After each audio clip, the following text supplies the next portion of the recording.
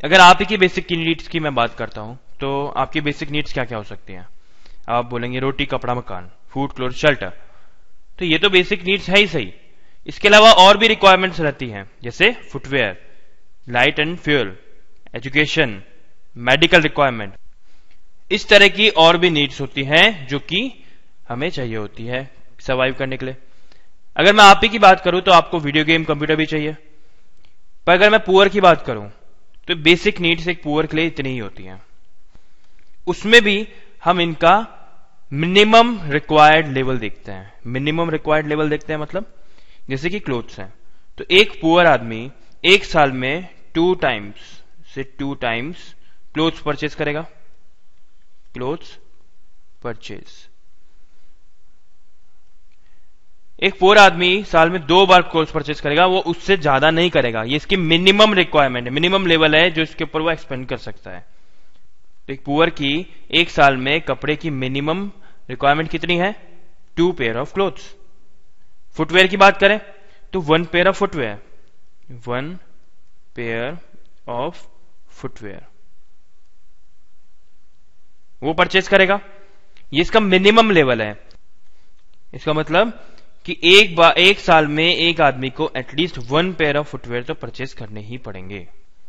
ये हमने as a guideline, as a baseline set कर रखी है। वैसे ही हमने क्या देखिए क्लोथ्स की बात करी तो इस साल में 2 बार तो क्लोथ्स खरीदने ही पड़ेंगे। वैसे ही हमने एजुकेशन, मेडिकल के लिए, लाइट एंड फ्यूल के लिए, क्लोथ्स के लिए, फूड के लिए, सबके लिए हमने ऐसे सेट कर रखा है।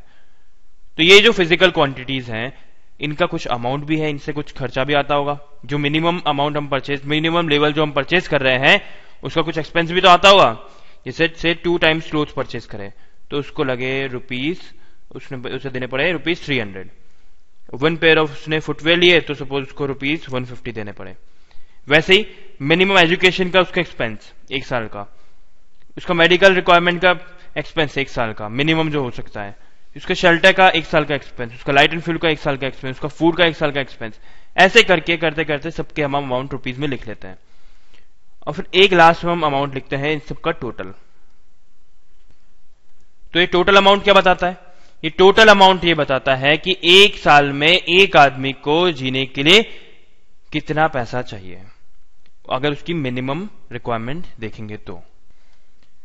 पर हो सकता है अब आपके दिमाग में एक सवाल आ रहा हो, आप हो सकता है ऐसा सोच रहे हो कि फूड की मिनिमम रिक्वायरमेंट कैसे देखेंगे? भाई क्लोथ की, शेल्टर की, फुटवेयर की, इन सब की तो हम देख सकते हैं, पर फूड की कैसे देखेंगे? आपको मेडिकल का भी लग रहा होगा, मेडिकल का कैसे देखेंगे? एजुकेशन का भी लग रहा होगा, एजुकेशन का कैसे देखेंगे?